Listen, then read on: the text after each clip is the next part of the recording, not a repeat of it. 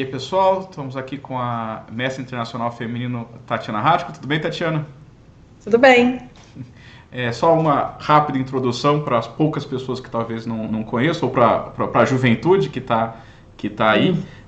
A Tatiana foi 5 vezes campeã brasileira, ganhou 2 Pan-Americanos de categoria, ganhou um zonal, foi mestre internacional aos 15 anos.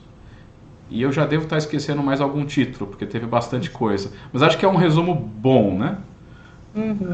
Sim, eu também não. Faz tanto tempo que eu não jogo, mas acredito que os principais títulos sejam esses. E depois se retirou dos gramados em 2000, é isso? Isso, 2000 foi meu último ano jogando oficialmente. Mas antes de começar a entrevista, eu queria só primeiro parabenizá-lo por todo esse trabalho que você tem feito.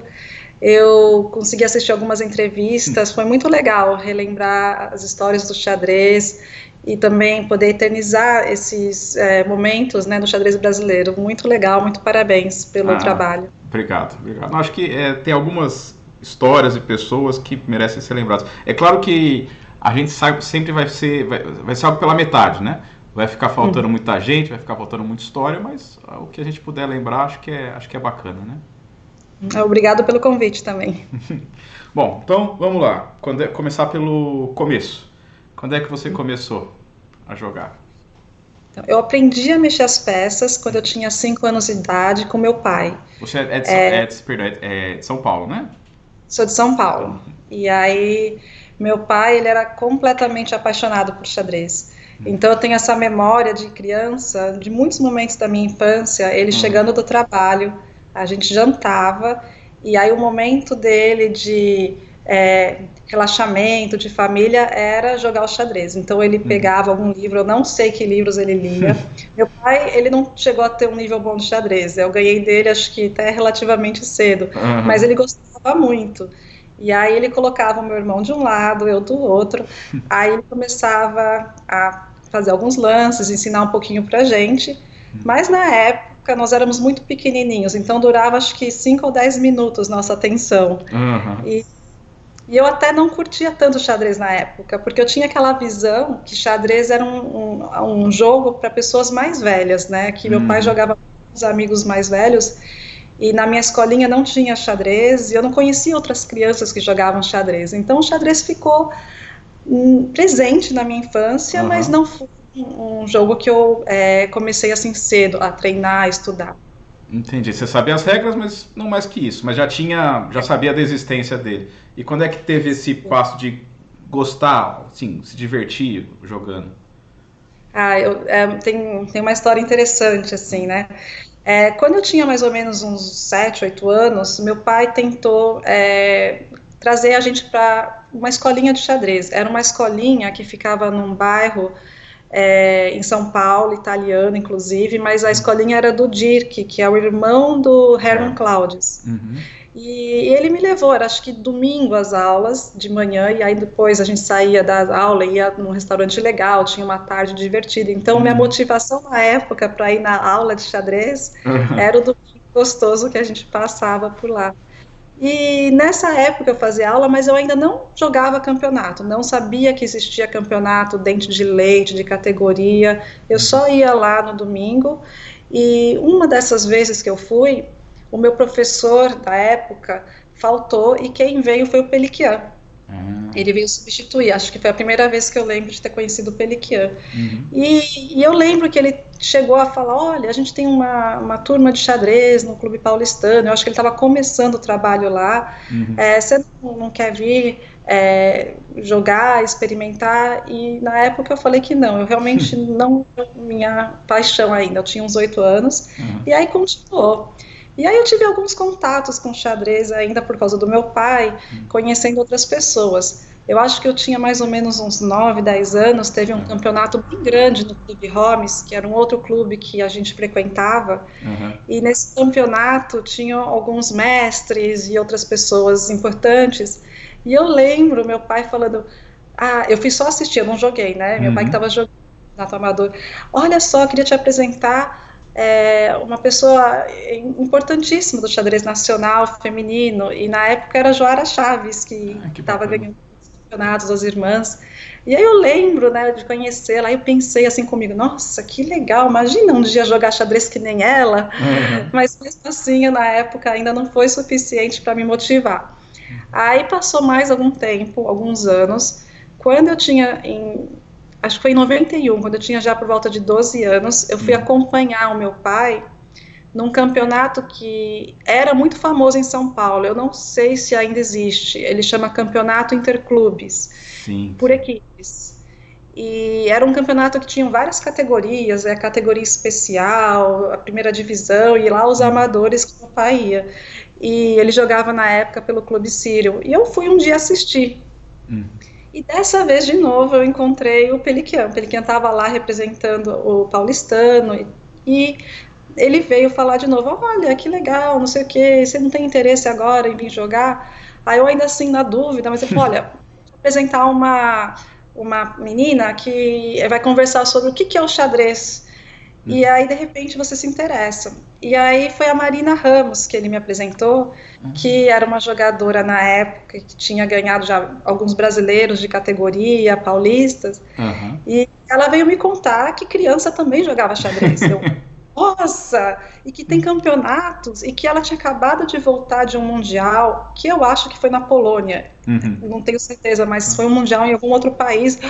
Aí eu, nossa, tem até campeonato mundial, e você pode viajar e tudo, e aquilo deu aquela coisa, vou testar para ver o que é, e já que eu tenho a oportunidade, vamos ver. E aí eu comecei naquele ano, no final de 91, a frequentar o paulistano, algumas aulinhas lá. E o paulistano também nesse ano estava, acho que, organizando o campeonato pan-americano de categorias, e foi o meu primeiro campeonato oficial da minha vida que eu lembre, assim. Eu acho que até pesado já. Tinha uma vaga do organizador, e aí o Pelican falou assim, por que você não vai e joga, né?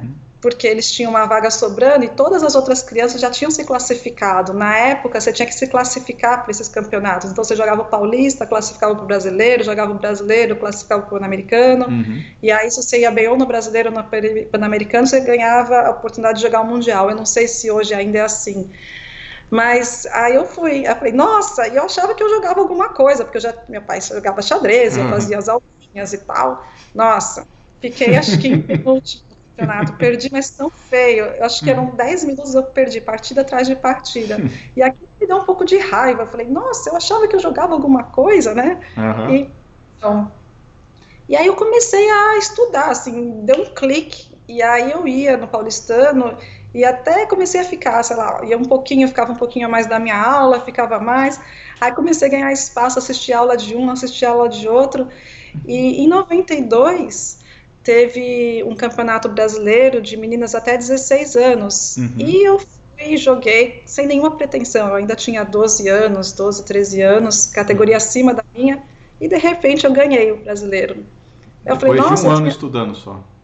Nem um ano eu tinha, sei lá, 6, 8 meses estudando, e eu ganhei o brasileiro, e aí eu falei, nossa, isso é muito legal, e aí eu fui para a Alemanha jogar o campeonato mundial, e aquilo também deu aquela chama ainda maior. Eu falei, isso é muito legal, é muito desafiador, e tem muita gente que joga, e eu posso melhorar muito, e eu quero ser a primeira do Brasil. Eu coloquei aquela meta na minha cabeça, e eu falei, não importa o que, eu quero ser. E aí, estudei muito, muito, muito, e aí em 94, eu ganhei o campeonato brasileiro feminino geral.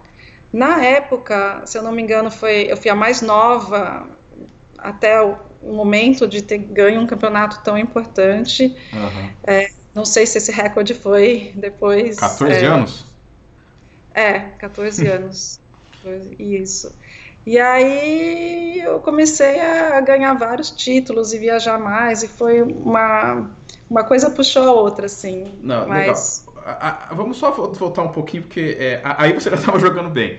Eu queria só entender um pouquinho assim, o que começou a dar o clique, só para listar. Você teve muito gente, vamos dizer assim, te cutucando para entrar no meio, seu pai, o Peliquiano, a Marina que conversou com você. Mas o clique para real, antes de você jogar o Pan-Americano, as aulinhas você gostava muito, mais ou menos? Ou já começou gostando da tal? Eu comecei gostando, porque eu via, por exemplo, que como estava num ambiente com outras crianças, e o Peliquier, ele tinha uma didática muito interessante para a criança, era divertido.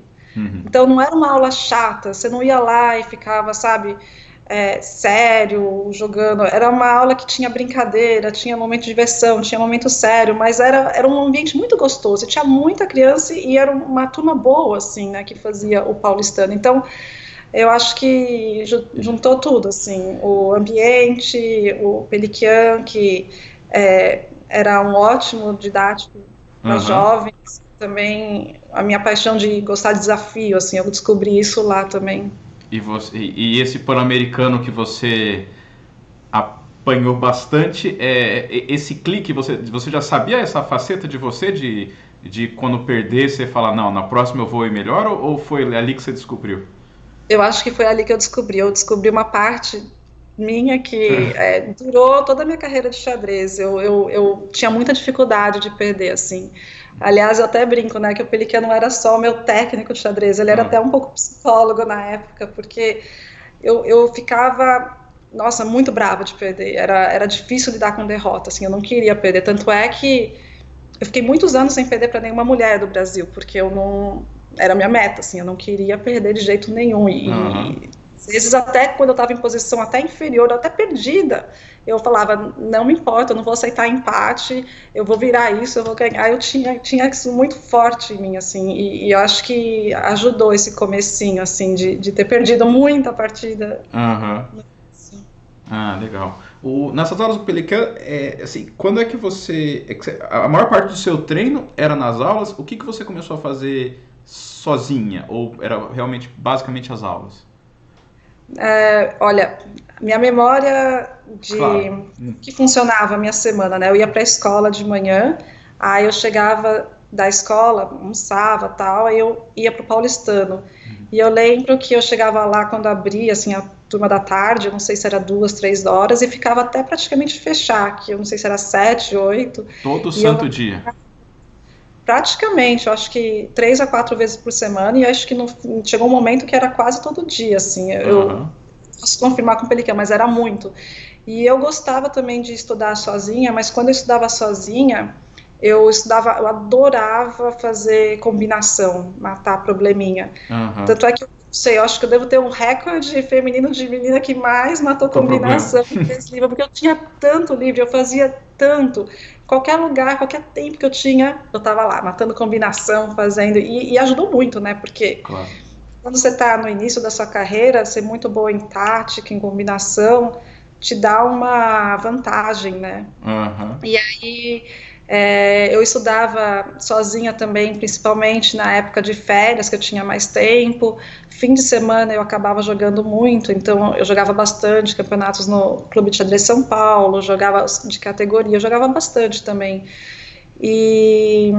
Mas assim, com o Pelican geralmente eram os livros que ele passava, que a gente fazia algumas aberturas, análise de partida, a gente analisava muito cada partida que era jogada, e sozinha eu li alguns livros, assim, eu lembro muito de ter lido o livro do Fischer, que eu adorava, eu li algumas vezes, sozinha, os clássicos, o Capablanca e alguns outros, eu lia e relia também. Legal. Já que você mostrou essa paixão por resolver exercícios didáticos, você tem algum livro que você lembra que você achou muito legal de resolver, que você gostou mais talvez do que os outros, ou que te ajudou mais do que os outros? Olha, eu não consigo lembrar de um nome, mas eu lembro que tinha um que era 1100 combinações, ou 1001 combinações, era um livrinho assim, do porque Bloch, na época não talvez? tinha... De um cara chamado Bloch, talvez? A gente vou pesquisar depois. Não, mas esse você lembra que você gostou bastante? Eu gostei, porque eu fazia direto, e assim, ia aumentando o nível ia aumentando, né, conforme você ia continuando o livro, e eu lembro, assim, que uma coisa que eu não fazia era olhar a resposta, então cada problema que eu não conseguia, eu circulava, e voltava depois. Esperava dias, eu ficava dias até eu conseguir, assim, a resposta eu até... Nossa, não aceitava ver a resposta, eu tinha que conseguir, assim, até o final. Às vezes, talvez eu não conseguisse, aí tudo bem, mas era raro, assim, eu tentava até... Que legal. Esse negócio de não querer errar, às vezes a pessoa é tão perfeita, não sei se a palavra é essa, não quero falar isso pra você, mas assim, a pessoa é perfeccionista que quer acertar aquilo de qualquer jeito, e aí quando ela vai jogar, exatamente essa questão de querer acertar e não querer errar, faz ela gastar às vezes muito tempo no relógio e se apurar. Você tinha isso ou na prática você conseguia se apurava muito? Eu perdi muitas partidas decisivas por causa disso, porque você acertou em cheio, assim, era um pouco do meu problema, assim, eu tive que resolver isso mais pra frente, porque eu queria achar a melhor jogada e às vezes você tem que tomar decisões, tomar risco, inclusive até meu estilo era um pouco menos de arriscar, né, porque como eu não gostava de perder, queria ter certeza. Interessante. Então, eu ia perguntar uma coisa, mas só para falar sobre o seu estilo. Você sempre teve esse estilo mais, assim, você se destacou primeiro na capacidade de cálculo, na tática, né? Normalmente é de se imaginar que quem é assim gosta de atacar, ir para cima. Você acha que você era uma jogadora mais segura, então? Eu acho que eu era mais segura, assim, eu não arriscava tanto, assim, tanto é que muitos alunos do Pelican jogavam aberturas até um pouco mais arriscadas, como a Dragão e outras, e eu jogava as aberturas um pouco mais tranquilas, assim. Uhum. Então, eu acho que tinha um pouco da minha personalidade. Talvez eu devesse arriscar um pouco mais, mas na época estava funcionando e eu me sentia segura, então... Sim, claro. Legal. E nesse ambiente do paulistano que tinha vários garotos, assim, garotos da sua idade, você lembra de alguém assim que te ajudava? Eu imagino assim, às vezes tem um grupinho de garotos, tem um probleminha, cada um quer resolver primeiro que o outro, né? Tinha alguém que você lembra que te ajudou, né? Assim, que era alguém que você se falava, não, eu quero resolver mais rápido que esse? Ou era como é que era esse ambiente, assim? Porque o fato de estudar muito em grupo é interessante, né? Eu não lembro exatamente assim de uma rivalidade com uma pessoa específica, mas eu lembro que eu assistia muitas aulas das outras pessoas, né, dos outros alunos, e ficava lá muito tempo. Uhum. Eu também não era muito de ficar jogando o ping e tal, então se eu tinha que eu podia ficar mais sozinha, eu estudava, ou... eu não lembro dessa rivalidade, mas eu lembro assim que era muito gostoso estar com a turma junto, analisando, aí a gente, cada um ia aprendendo com o outro, e essa é uma memória boa, mas não lembro a parte assim mais competitiva, não. Legal, o ambiente mesmo que ajudava. Uhum. Agora, ok, aí você se tornou já foi campeã brasileira super nova, né? Acho que no ano seguinte depois já conseguiu o título de WM, ganhando brasileiros. E aí, o que foi esse passo aí dos seus 15 anos até, sei lá, 17? O que você fez para tentar evoluir ou de diferente? Então, quando eu terminei de ganhar os 4 brasileiros, ou quando eu tinha mais ou menos, acho que uns 16 anos, aí até conversei com o Pelica na época, de começar a jogar mais campeonatos absolutos. Então, o fato de eu não ter ganho mais campeonatos de categoria, mais pan-americanos, é que chegou uma época que eu não jogava mais os femininos. Até o brasileiro feminino geral eu não joguei mais em 98, 99, porque eu precisava melhorar. Eu comecei também a ter aula com o Milos, que é um jogador muito forte, todo mundo sabe, um dos melhores do Brasil, que me ajudou bastante assim, a ver outras perspectivas. E aí o meu jogo começou a melhorar bastante nessa época. Em 98, eu acho que foi o meu melhor ano do xadrez, e foi um ano que eu também acabei morando na Europa. É uma história até engraçada, interessante, né? Tinha um grupo de brasileiros, não lembro todo mundo que estava no grupo, mas nós fomos jogar 2 campeonatos na Espanha, um em Linares e outro em Ubeda, que eram cidades próximas. E lá eu conheci uma espanhola da mesma idade, chamada Raquel, que estava treinando com um cubano, que é um GM chamado Walter Arencibia. E aí o treinador dela também, um outro treinador, falou assim, por que você não vem morar com a Raquel um tempo e aí vocês treinam juntas, uma ajuda a outra, e a gente faz meio que um jeito gostoso de estudar e jogar. E eu falei, tudo bem, eu vim aqui só para jogar 2 campeonatos, mas topo passar uns meses na Europa. E o Vinícius Max também estava nessa viagem, e aí ele também topou ir. Aí a gente foi. Vocês iam voltar já, foi meio que de improviso para ficar. Foi super improvisado, eu liguei para os meus pais, eu lembro, eu tinha, na época, 17 anos, 18, eu falei, olha, resolvi ficar, não vou voltar. Aí eles, como assim? Eu falei, não, achei essa oportunidade incrível de treinar com um grande mestre, com a minha amiga, a gente vai passar uma temporada aqui. E aí foi uma época muito produtiva também, foi muito legal. E foi uma época que eu experimentei como que é viver a vida de um jogador de xadrez profissional. E foi também importante até para minha decisão mais para frente, do que eu queria fazer com xadrez na minha vida. Mas foi bem bacana a experiência, a oportunidade de estar lá na Europa, jogar torneios, treinar com jogadores fortes, foi muito legal. O que você... Isso é interessante. O que você gostou dessa vida profissional e o que te deu como é que fala? Você ficou com um pezinho atrás? Pergunta muito, muito interessante, porque a parte que eu gostei, né, a parte de você estar se desafiando, você está conhecendo pessoas novas, viajando, essa parte é muito legal e é uma parte que eu aproveitei cada segundo na minha carreira, até que curta de xadrez, né, porque a minha carreira foi de 92 até 98, 99 eu acabei fazendo cursinho, praticamente não joguei, não estudei nada, não joguei, e 2000 eu fiz uma volta, que eu ganhei o brasileiro, a Olimpíada, mas foram pouquíssimos torneios, então minha carreira foi de 92 e 98.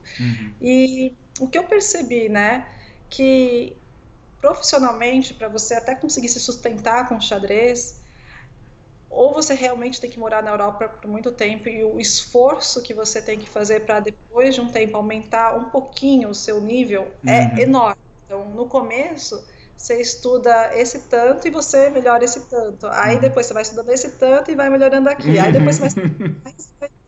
E chega um momento que o esforço é muito grande e você tem que estar muito determinado, né? Porque tem a questão da derrota, aí você perde, aí você não ganha prêmio, porque na época, sendo jogador, a premiação é importante e tudo isso. Eu testei dar aula e também testei escrever artigos para revista, não era o que eu realmente gostava, eu gostava de jogar. Eu gostava de ser jogadora. Mas eu percebi que ia ser difícil, e a outra coisa que eu percebi que era também complicado ter uma rotina. E eu gostava de rotina, eu gostava de repente de fazer um curso, aprender línguas, ter amigos mais frequentes que não a cada torneio você muda e vive numa maluca. Então, essa parte pesou um pouco, a parte do estilo de vida do jogador profissional de xadrez. Acho que é bem interessante. E se olhar o perfil de alguns dos nossos jogadores que vivem de jogar torneios, dá para perceber que talvez te incomode, não incomode tanto eles, e por isso que eles estão seguindo e você tomou a decisão de parar. Não, acho que é bacana. E nessa viagem, assim, agora com relação, você falou a um ponto que é muito interessante, né? Você tem que estudar cada vez mais para melhorar cada vez menos. Você acha que, por exemplo, você falou, parei de jogar torneio de categoria, parei de jogar torneios só femininos e fui jogar com mais gente. Como é que você acha que essa... o que foi ser uma menina no meio do xadrez brasileiro para evoluir? Você sentia que era melhor desde cara você jogar só com menino? Você achou que foi importante essa primeira fase? Você deve ter achado no começo importante que só tinha... Assim, você vai nos torneios de xadrez, tirando de categoria que é mais dividido, mas os torneios gerais é uma proporção, sei lá, de 10 para 1, né? Como é que você sentia isso com você novinha ali, com seus 12, 13 anos? Na época, como era importante ganhar e estar jogando com as meninas, eu achava que era algo importante até para o comecinho da minha carreira, mas depois que eu comecei a jogar muito mais campeonato absoluto, eu percebi a defasagem que aconteceu, que talvez se eu tivesse começado desde o início jogando mais campeonatos absolutos, o meu nível, pelas horas que eu estudei, teria, acho que, sido maior, porque cada partida que você joga é uma fonte super valiosa de aprendizado. E quando você joga uma partida e ganha fácil, você está perdendo uma chance de aprender. Então você gasta todo aquele esforço, e aí eu ia num campeonato brasileiro e ganhava o campeonato até com facilidade. Então, eu acho que desse lado, talvez se eu tivesse começado mais cedo, seria melhor. No outro ponto que você perguntou, né, como era uma menina jogar campeonatos absolutos e tal, era engraçado, porque eu acho que tinha até um receio maior dos jogadores, quando eu jogava um campeonato absoluto, de jogar comigo, né, porque ninguém queria perder para uma menina novinha, e isso trazia até uma vantagem, assim, mas eu não senti nada, assim, de preconceito ou nenhum problema nesse sentido. Eu sentia só que as pessoas se incomodavam, às vezes, de jogar comigo, porque eles realmente não queriam perder de jeito nenhum.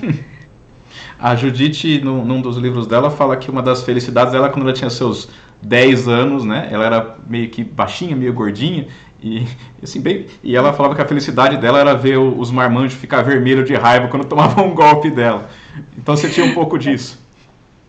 Eu acho que sim, eu acho que tinha. Eu tinha um prazo, claro que quando você ganha uma partida, ainda mais com uma pessoa muito mais forte, e no absoluto você tem um grau de satisfação até maior, né?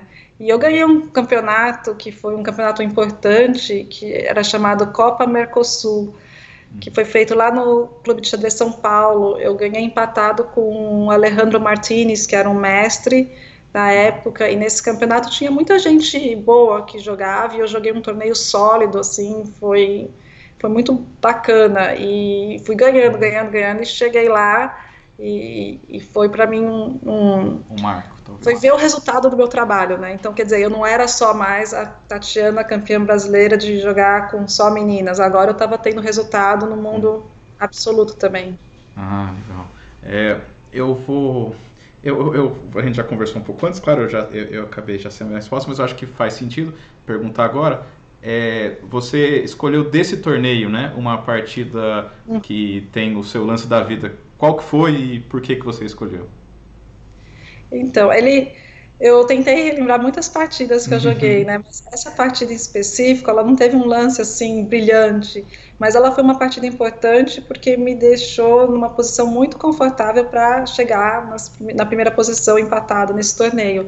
Foi a partida contra o mestre internacional Cícero Braga, e eu estava jogando uma partida de pretas, e no meio dessa partida eu faço um lance rei D7, sendo que ainda as peças estavam muito ativas no meio do tabuleiro, e é um lance até arriscado, né, porque talvez o rei esteja exposto, mas no final a vantagem do rei estar lá no centro do tabuleiro foi fundamental, porque quando a gente chegou no final eu estava muito superior na partida.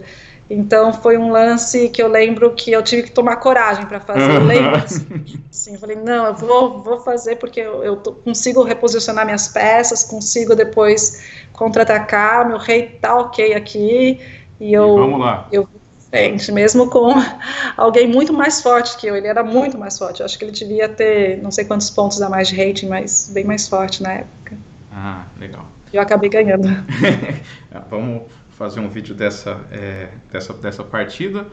Ganhar do Cícero de mestre internacional bastante forte nos anos 90, sem dúvida alguma, não foi uma tarefa fácil. Não. Bom, agora aí a pergunta, normalmente a gente acaba a entrevista com essa pergunta, mas acho que no seu caso você estava com 18 anos quando você ganhou a Copa Itaú, e aí você falou, não, vou fazer cursinho, vou fazer outra coisa e paciência. Como é que foi essa decisão? Ela não foi uma decisão fácil. Acho que, com tudo na vida, você passa por um processo, toda vez que você faz mudanças muito grandes, né? Mas eu achava que eu precisava... Eu estava já há 2 anos só jogando xadrez. Eu terminei o colegial em 96, 97, 98 eu experimentei a vida de profissional de xadrez. Como eu disse, eu dei aula, fiz outras coisas para ver o que eu gostava. E aí eu resolvi fazer cursinho. E tem uma coisa que é minha, né? E isso eu carrego até hoje. Eu sou muito 880 no que eu faço. Então, as pessoas perguntavam, mas você não precisa parar de jogar, continua jogando, faz o resto, mas continua. Só que eu não conseguia não estudar como eu estudava antes e ainda continuar jogando. Então eu fui fazer o cursinho e eu queria passar numa faculdade boa, então eu tinha que correr atrás do tempo, né? Porque durante o colégio eu também não me esforcei nos estudos, né? Eu viajava muito, então eu sacrifiquei um pouco o colégio para poder jogar xadrez. Aí eu fiquei 2 anos sem estudar, né, e aí eu tinha que fazer o cursinho, e aí eu falei, não, eu não posso me distrair, eu tenho que fazer. E aí em 2000 eu tentei voltar, e aí assim, eu vejo até um pouco uma deficiência do Brasil, né, como um país que incentiva muito pouco o esporte. Eu passei numa faculdade pública, né, na USP, e aí eu queria voltar a jogar um pouco. Aí eu joguei o brasileiro, e aí eu fui jogando alguns outros campeonatos menores, eu não estava estudando muito, mas fui jogando. E aí, quando chegou no final, eu fui para a Olimpíada, e numa faculdade talvez americana, os professores iam incentivar, iam deixar você fazer provas ou abonar falta, mas eu tive muita dificuldade, assim, era muito claro que eles não iam apoiar eu perder outras coisas por causa do xadrez. Eu não sei se mudou isso, mas na minha época... Bom, eu passei por isso uma década depois e não mudou. Talvez tenha mudado agora. Não. E aí eu tive que tomar uma decisão final, né? Eu falei, infelizmente, por mais que eu tenha hoje e agora, assim, eu sinto que 2000 foi um ano bom de novo, meu xadrez estava melhor, mesmo sem estudar, assim, o xadrez ainda não tinha chegado no auge, eu ainda conseguiria mais, eu tenho certeza disso, mas não consegui conciliar. Aí eu optei por estudar, era puxado, né, e fiz outros projetos sociais na época e outras coisas, e aí acabei que nunca mais joguei, nunca mais, foi uma pena, mas logo depois da faculdade eu vim morar fora do país, e aí era para morar só por 2 anos, acabou que até hoje eu moro fora do país, então nunca mais voltei. E aí até tem uma coisa interessante para te perguntar, uma charada. Você sabe que quando eu mudei do país em 2005, eu não consegui trazer a biblioteca de xadrez, eram muitos livros que eu tinha, mas eu escolhi só um livro para trazer, é o único livro que eu tenho físico até hoje na minha casa. Você consegue chutar que livro que seja esse? Bom, se o seu professor foi o Peliquian, e pelo quanto ele gosta, eu vou chutar o Estratégia Moderna de Xadrez. Tá aqui, ó. Em espanhol, versão acabada, porque de tanto que eu estudei esse livro, tem até, eu estava olhando o livro, tem notas minhas da época que eu estudava, variantes que eu não concordava e marcava, super legal. Mas hoje em dia nem precisa tanto de livro, né? Tem tantas outras opções, mas trouxe ele aqui comigo. Não, pô, mas aí tem tanto a informação como tem o afetivo, né? A memória. E agora meu filho de 6 anos está se interessando por xadrez. Eu não apresentei para ele, quem apresentou foi meu marido. Mas ele tem pedido muito, muito. E aí ele descobriu que eu joguei xadrez no passado. Eu não tenho troféu aqui em casa nem nada, mas né, ele acabou descobrindo porque o meu marido conta, eu acabei contando. E agora eu estou revisitando livros, estou começando a estudar xadrez de novo, está muito legal, assim, voltar a ter contato. Quase todo dia ele pede, a gente tem jogado aqui, muito bacana reviver isso. Eu estava, não sei, conversando com quem, que de todos os entrevistados, a esmagadora maioria começou porque o pai ensinou. Nesse caso, vai ser um dos casos raros que você vai poder ser a mãe que ensinou pro filho, acho que isso é bacana. Legal. Última pergunta. De vez em quando você se pega um dia qualquer, uma vez por mês, por ano, jogar um pinguezinho na internet, alguma coisa, para lembrar como as peças mexem? Como é que é? Ou não? Eu fiz isso em algumas fases, né? Porque eu joguei eu fiz algumas exibições simultâneas, joguei algumas coisas assim para caridade nessa época que eu fiquei parada. E aí toda vez que eu tinha que voltar ou jogar, eu ia na internet e jogava ping, eu jogava partidas. E aí tem uma história muito engraçada, né? Porque eu comecei com uma senha nova num desses... aí nem lembro qual que era a plataforma. E eu não tinha nenhum rating, né? Porque quando você começa novo, você cria uma senha, uma conta, e eu comecei a ganhar. E aí eu fui quase denunciada. Por quê? Porque eles falam assim, a gente acha que é um computador, como que pode, não sei o que, alguém tão, com rate tão baixo jogar assim e tal. Aí eu falei, nossa, como assim? Não, eu sou real, eu jogava no passado, não é computador não, eu tô aqui jogando. E aí volta, né, depois de um tempo volta aquela... demora, assim, a abertura, assim, nossa, eu tô muito defasada, mas a parte de meio jogo, tática, até que volta, assim, bem interessante. Ah, legal. Bom, queria agradecer o seu tempo. Você tem algum recado final, alguma coisa que você queira falar? Eu acho que, assim, para quem está começando, ou até as meninas que estão começando, né, porque eu acho que o xadrez feminino do Brasil, ele evoluiu, mas ainda assim tem muito espaço para melhorar. A primeira delas se você tiver a oportunidade de jogar torneios absolutos, tente e jogue sem medo de perder ou de ficar em último, porque o aprendizado de cada partida é super importante. E a outra coisa não tem nada que substitua o esforço, o sacrifício de estudar, de ter uma disciplina, de jogar campeonatos, entender os erros, melhorar. Então, não adianta esperar que estudando uma aulinha aqui, uma aulinha lá, sem fazer esforço em casa, vai ter alguma coisa brilhante, vai ganhar campeonatos e campeonatos. Então, assim, e a outra coisa, não tenha medo de perder, a derrota faz parte, e se você era como eu, que encara a derrota como algo super ruim, né, negativo, no final das contas, faz parte da vida. Tem que perder muito para poder ganhar um dia. Legal. Bom, muito obrigado, Tatiana. Foi muito interessante essa entrevista. Acho que deu uma perspectiva que acho que as pessoas precisam ter do jogo e da vida competitiva, né? Que bom. Obrigada pela oportunidade. Obrigado e a entrevista está liberada para vocês. Até amanhã, pessoal. Até amanhã não, até qualquer dia, sei lá. Tchau, tchau. Tchau, tchau.